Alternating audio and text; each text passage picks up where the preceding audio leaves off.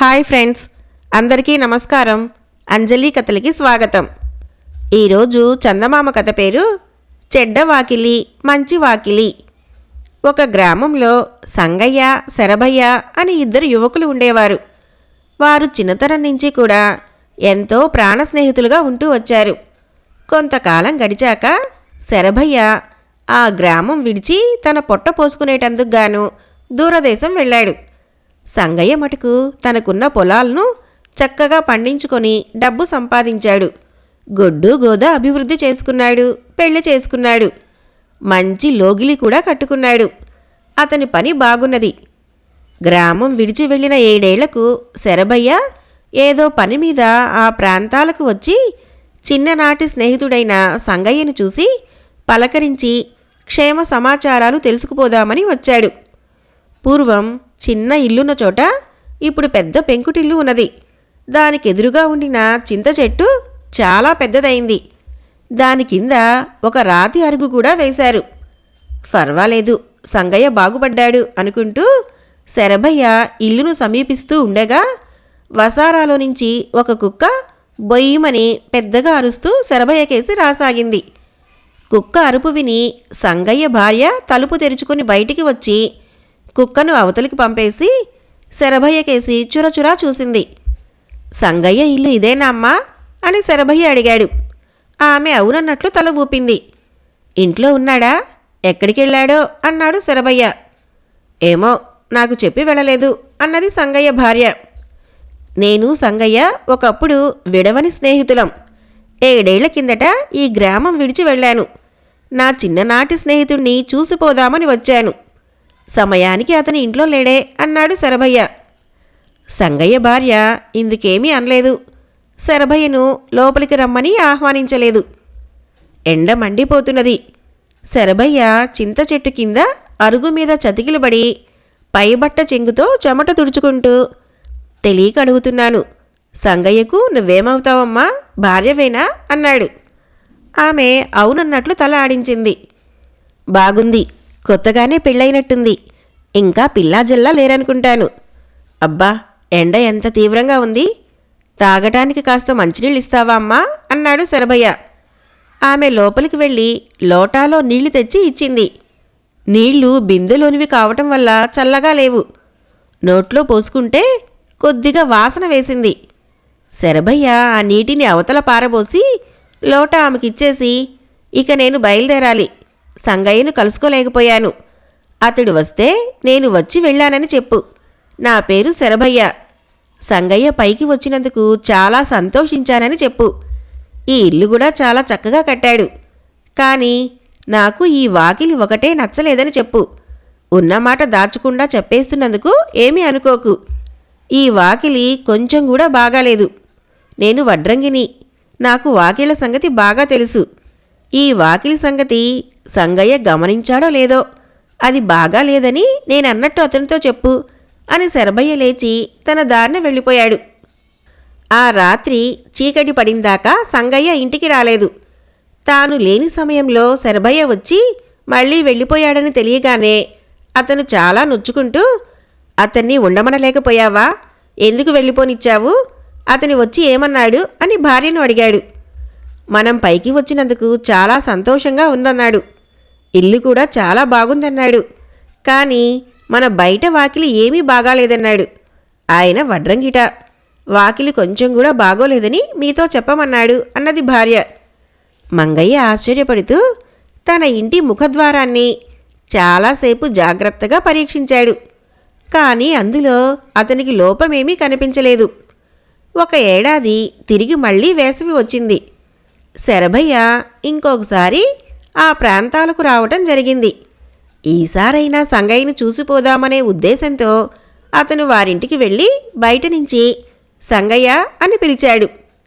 సంగయ్య భార్య తలుపు తెరుచుకొని పంచలోకి వచ్చి శరభయ్యను చూసి, రండి రండి, లోపలికి రండి అన్నది. సంగయ్య ఉన్నాడా అమ్మా, అతన్ని చూద్దామని వచ్చాను అని శరభయ్య వాకిటి ముందే నిలబడి అన్నాడు. లేరు, బయటికి వెళ్ళారు, త్వరగానే వస్తారు, మీరు లోపలికి రండి అన్నది ఆమె ఆప్యాయంగా. ఎండ మండిపోతున్నది.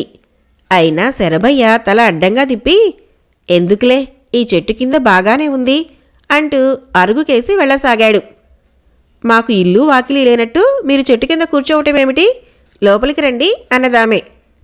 సరే నీ ఇష్టం అంటూ శరభయ్య ఆమె వెంట లోపలికి వెళ్ళాడు. ఇంటి లోపల చల్లగా సుఖంగా ఉంది. సంగయ్య భార్య అతడికి మంచం వాల్చింది. ఈసారైనా సంగయ్య తప్పక కనిపిస్తాడనుకున్నాను. నాకు అతన్ని చూసే గీత ఉన్నట్లు కనపడలేదు అన్నాడు శరభయ్య. సంగయ్య భార్య అవతలికి వెళ్ళి కొంచెం సేపట్లో ఒక పళ్ళెంలో 3 లోటాలు పెట్టి తెచ్చి అతని ముందు పెట్టింది. వాటిల్లో చిక్కటి మజ్జిగ, కొబ్బరి నీళ్లు, చల్లని కుండ నీరు ఉన్నాయి. ఇవి తీసుకోండి, భోజనం వేళకు ఆయన వస్తారు. అంతదాకా విశ్రాంతి తీసుకోండి, ఎండలో పడి వచ్చారు అన్నది సంగయ్య భార్య. సంగయ్య భార్య ఎంతగా మారిపోయింది అనుకున్నాడు శరభయ్య. కొంతసేపటికి ఆమె వంటింట్లో నుంచి తిరిగి వచ్చి, వేళ దాటిపోతున్నది, మీరు భోజనానికి లేవండి అన్నది. అప్పుడే ఏం తొందరమ్మా, సంగయ్యను కూడా రాని అన్నాడు శరభయ్య. ఆయన ఆకలి ఆయనకే తెలియదు. ఆయన ఏ వేళకు కొంపకు చేరతారో. ఆయన కోసం మీరు కూడా తిండి తిప్పలు లేకుండా ఉండటం దేనికి? భోజనానికి లేవండి, వంటకాలు వేడిగా ఉండగానే తిందురు గాని అన్నది సంగయ్య భార్య. శరభయ్య నిజంగా చాలా ఆకలి మీద ఉన్నాడు. భోజనం చాలా బాగుంది. భోజనం అయ్యాక శరభయ్య పడుకొని సూర్యాస్తమయ వేళకే లేచాడు. అప్పటికీ సంగయ్య ఇల్లు చేరనే లేదు. ఇక నేను వెళ్ళాలి, సంగయ్యను చూడటం పడనే లేదు అన్నాడు శరభయ్య. వెళ్ళిపోకండి, ఈసారి కూడా మీరు కనపడకుండా వెళ్ళిపోతే ఆయన చాలా నొచ్చుకుంటారు. ఈ పూటకు ఉండండి, రేపు పోవచ్చు అన్నది సంగయ్య భార్య. లేదమ్మా, వెళ్ళాలి. నాతో ప్రయాణం చేస్తున్న వారింకా ఉన్నారు. వారు కనిపెట్టుకొని ఉంటారు. నాకు ఉందామనే ఉంది కానీ అది సాధ్యం కాదు. నేను సంగయ్యను మరీ మరీ అడిగానని చెప్పు. మీ ఇల్లు తోట చూసి నాకు చాలా ఆనందమైందని చెప్పు. ముఖ్యంగా మీ వాకిలి చూసి ఎంతో ముచ్చటపడ్డానని చెప్పు. నాకు వాకిళ్ల సంగతి బాగా తెలుసు. నేను వడ్రంగిని. ఇది చాలా మంచి వాకిలి, భేషైన వాకిలి అంటూ శరభయ్య సెలవు తీసుకుని అక్కడి నుంచి వెళ్ళిపోయాడు. ఆ రాత్రి సంగయ్య బాగా పొద్దుపోయి ఇంటికి వచ్చాడు. అతని భార్య శరభయ్య వచ్చి వెళ్ళిన సంగతి చెప్పి అతను అన్న మాటలు కూడా చెప్పింది. అంతా విని సంగయ్య, శరభయ్య చాలా యోగ్యుడు, మంచి స్నేహితుడు, చాలా తెలివైనవాడు కూడాను అన్నాడు. ఆయన కిందటేడాది వచ్చినప్పుడు మన తలవాకిలి ఎంత మాత్రమూ బాగా లేదన్నాడు. ఈ ఏడు దాన్నే చాలా మెచ్చుకున్నాడు అన్నది భార్య. కిందటేడు అతను మన వాకిలి బాగా లేదన్నప్పుడు నాకేమీ అర్థం కాలేదు. కానీ ఈ ఏడు వాకిల్ని మెచ్చుకునేసరికి నాకంతా అర్థమైపోయింది. అతను అలా ఎందుకన్నాడో తెలిసిందా? కిందటేడు అతను వచ్చినప్పుడు నువ్వు అతనికి సరిగ్గా ఆతిథ్యం ఇచ్చి ఉండవు. అందుచేతనే మన ఇంటి ముఖద్వారం అతనికి ఏమాత్రమూ నచ్చలేదు. ఈసారి సరిగ్గా ఆతిథ్యం ఇచ్చావు కాబోలు. అందుకనే అతనికి మన వాకిలి ఎంతో నచ్చింది అన్నాడు సంగయ్య. కథ అయిపోయింది. ఫ్రెండ్స్, మరొక కథ చెప్పుకుందాం. కథ పేరు పోయిన ఘడియ. ఒక దేశం కాని దేశానికి రాజు కాని రాజు ఒకడు ఉండేవాడు. ఆయన ఒకనాడు తన పరివారాన్ని వెంటబెట్టుకుని వేట నుంచి తిరిగి వస్తుండగా ఒక ముసలమ్మ తన కొడుకును నానా చివాట్లు పెడుతున్నది. రాజు తన గుర్రాన్ని ఆపి, ఎందుకవ్వా ఈ కుర్రవాణ్ణి అలా తిట్టిపోస్తున్నావు అని అడిగాడు. పుట్టక పుట్టక నా కడుపున ఈ వెర్రిబాగులవాడు పుట్టాడు. వీడికి ఏం చెప్పినా తెలియదు, ఏది అర్థం కాదు. వీడితో ఎట్లా చావను అన్నది ముసలమ్మ. రాజు తన అనుచరులతో కాసేపు రహస్యంగా మాట్లాడి చివరకు ముసలమ్మతో, నీ కొడుకును బాగుచేసి నేను కొలువులో ఉంచుకొని పోషిస్తాను. వాణ్ణి నా వెంట పంపిస్తావా అన్నాడు. అంతకన్నా కావాల్సిందేమిటి నాయనా, తీసుకుపో అన్నది ముసలమ్మ. ఆ ముసలమ్మ కొడుకు పేరు బాబా.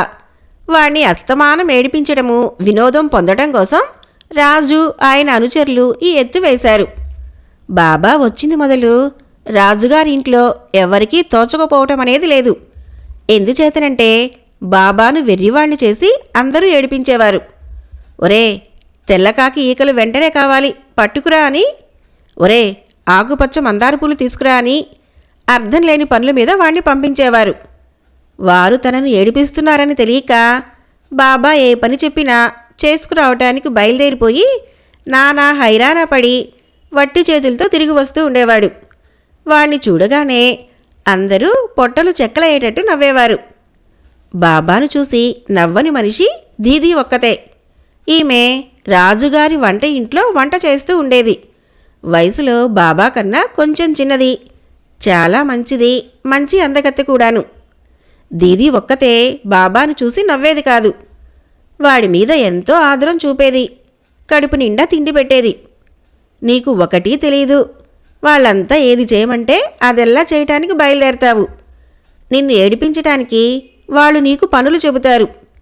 ఎవరన్నా నిన్ను ఏ పని మీదన్నా పొమ్మంటే బయలుదేరే ముందు నాతో చెబుతూ ఉండు అని దీది బాబాకు సలహా ఇచ్చింది. అది మొదలు బాబా తనకు ఎవరు ఏ పని చెప్పినా ముందు దీదీ సలహా తీసుకొని ఆమె చెయ్యమన్నట్లు చేస్తూ ఉండేవాడు. అందువల్ల వాడికి కొంత అనవసర ప్రయాస తప్పుతూ ఉండేది. సాధారణంగా రాజుగారు సూర్యోదయం వేళకి లేచేవాడు. అటువంటి వాడు ఒకనాడు ఘడియ పొద్దెక్కి లేచాడు. ఆయన తన పడక గది నుంచి బయటికి వచ్చి తన కోసం వేచి ఉన్న వారితో, అయ్యో, ఇవాళ ఒక ఘడియ తప్పిపోయిందే అన్నాడు ఎంతో విచారంగా. వెంటనే బాబా, వెతుకురమ్మని సెలవా అన్నాడు. అక్కడ చేరిన వారంతా గొల్లున నవ్వారు. రాజుగారు మాత్రం బాబా కేసి తిరిగి, వెళ్ళు, తప్పిపోయిన ఘడియను ఎలాగైనా తీసుకురా అన్నాడు. బాబా వంటశాలకు వచ్చి దీదీతో, దీదీ, నాకు వెంటనే భోజనం పెట్టు, నాకు పని తగిలింది. రాజుగారి ఘడియ ఒకటి తప్పిపోయిందట, ఎలాగైనా దాన్ని వెతికి పట్టుకుని రావాలి అన్నాడు.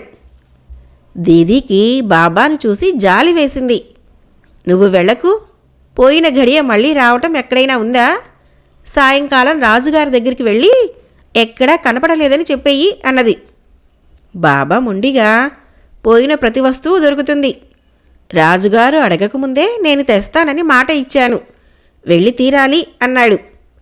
పిచ్చివాడితో వాదించి లాభం లేదు. అందుచేత దీదీ ఒక్క నిట్టూర్పు విడిచి బాబాకు భోజనం పెట్టింది. బాబా త్వరగా భోజనం ముగించి సరాసరి రాజుగారి వద్దకు వెళ్ళి, మహారాజా, నేను బయలుదేరటానికి సిద్ధంగా ఉన్నాను అన్నాడు.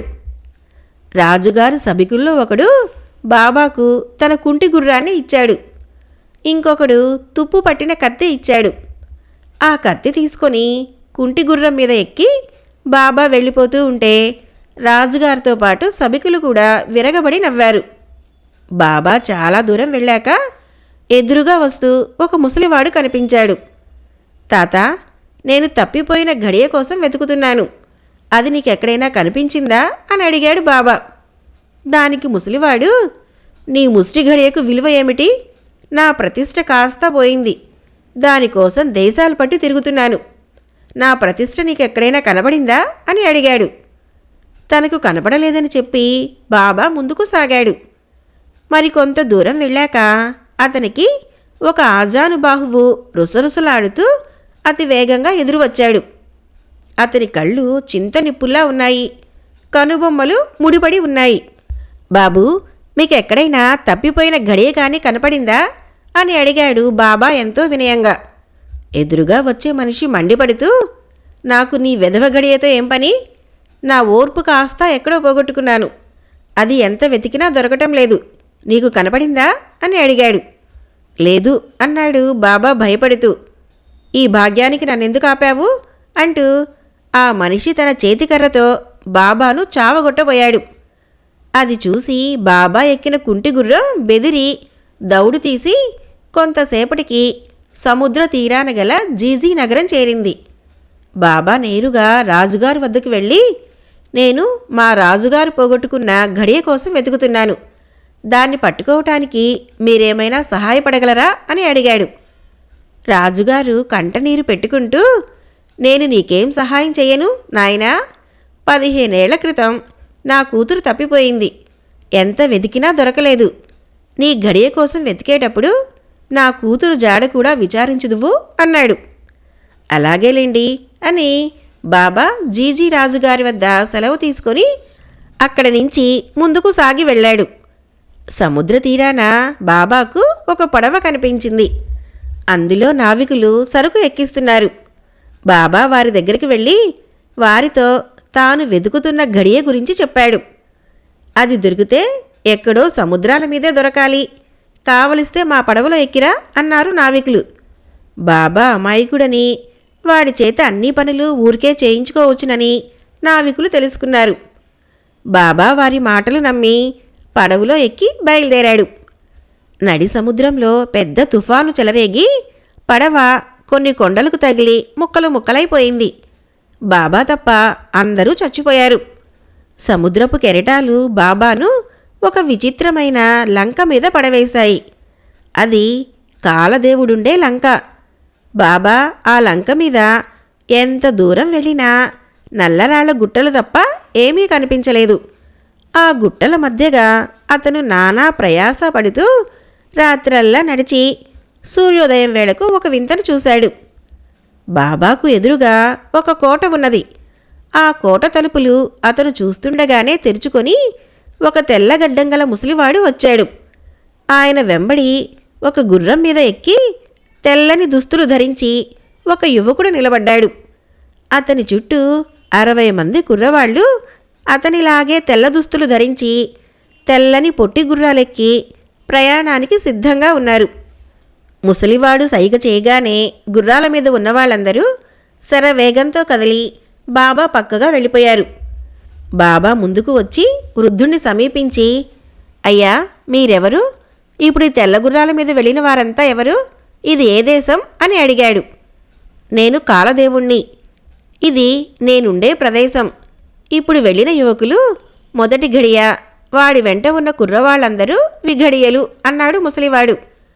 ఈ మాట వినగానే బాబాకు తాను బయలుదేరిన పని జ్ఞాపకం వచ్చింది. అన్నట్టు మా రాజుగారు ఒక ఘడియ ఎక్కడో పోగొట్టుకున్నారు. అది వెతికి పట్టుకురమ్మని నన్ను పంపారు. మీరు నాకు సాయం చేయగలరా అని అతను కాలదేవుణ్ణి అడిగాడు.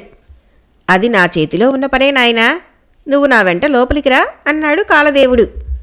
లోపల పెద్ద భవనం ఉంది. ఆ భవనంలో ఘడియలు విఘడియలు ఉన్నారు. రాత్రి ఘడియలు నల్ల దుస్తులు ధరించారు, పగటివారు తెల్లవి ధరించారు.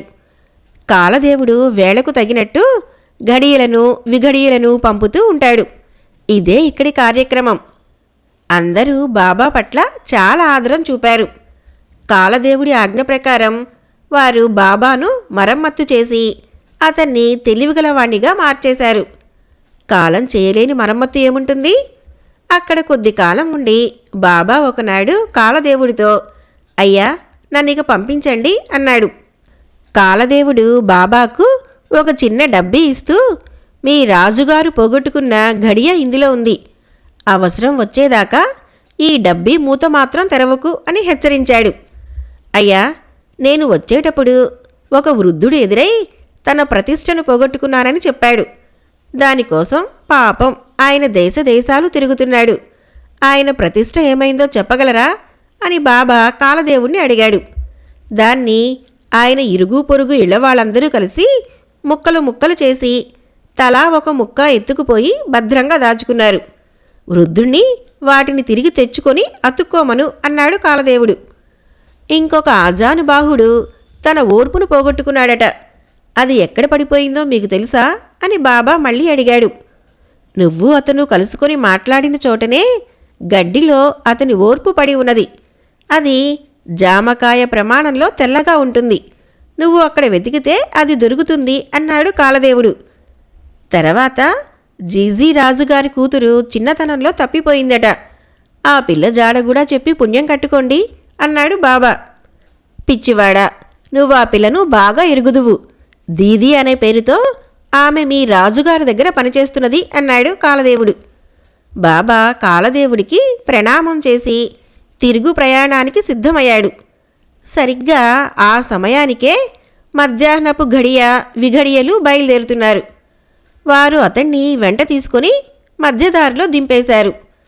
ఆజానుబాహువుని కలుసుకుని మాట్లాడిన చోటనే బాబా దిగిపోయాడు. ఆ సమీపంలో ఉన్న గడ్డిలో వెతకగా అతనికి కాలదేవుడు చెప్పినట్టే జామకాయ ప్రమాణంలో ఓర్పు దొరికింది. కానీ ఆ జానుబాహుడి జాడ మాత్రం లేదు. అక్కడి నుంచి బాబా జీజీ నగరం వెళ్ళి అక్కడి రాజుతో మీ కుమార్తె జాడ తెలుసుకున్నాను, మీరు కొంత పరివారం తీసుకుని నా వెంట రండి అన్నాడు. జీజీ రాజు పరమానందంతో రథాలు ఆయుత్తం చేయించి బాబాను ఒక రథంలో ఎక్కించి తాను కూడా అందులో ఎక్కి పరివారంతో సహా బయలుదేరాడు. అందరూ కలిసి బాబా ఉండే నగరం చేరేసరికి నగరమంతా చిన్నబోయినట్లున్నది. జనం గుంపులు గుంపులుగా చేరి రహస్యంగా మాట్లాడుకుంటున్నారు. బాబా నేరుగా రాజభవనానికి వెళ్ళి రాజుతో, మహారాజా, ఎక్కడ చూసినా జనం విచారంగా ఉన్నారు, ఏం జరిగింది అని అడిగాడు. రాజు నిట్టూర్చి, ఏం చెప్పేది, నిన్న ఈ నగరానికి ఒక రాక్షసుడు వచ్చి తనకు వంట చేయటానికి మంచి వంటగత్తెను ఇవ్వమని అడిగాడు. రాక్షసుడికి వంట చేయటానికి ఎవరు ఒప్పుకుంటారు? ఎవరూ ఒప్పుకోలేదు. రాక్షసుడికి కోపం వచ్చి ఇవాళ సూర్యాస్తమయంలోగా తనకు వంటగత్తెను పంపకపోతే రేపు తెల్లవారేలోగా నగరాన్ని మట్టు పెట్టేస్తానన్నాడు. ఈ సంగతి తెలిసి దీది నగరాన్ని రక్షించేటందుకు గాను తాను రాక్షసుడి నౌకరీ చేస్తానని ఒప్పుకున్నది. ఇదిగో ఇంతకు ముందే సరిగ్గా సూర్యాస్తమయం కాబోతుండగా ఆమె బయలుదేరి వెళ్ళిపోయింది అన్నాడు రాజు విచారంగా. బాబా చివాలన లేచి నిలబడ్డాడు. అతను పడమటి ఆకాశం కేసి చూసి, సూర్యాస్తమానమై ఇంకా గడియ కాలేదు, ఈ గడియని వెనక్కి తిప్పి దీది ఇక్కడే ఉండేటట్లు చేస్తాం అంటూ చప్పున డబ్బీ పైకి తీసి మూత తెరిచాడు.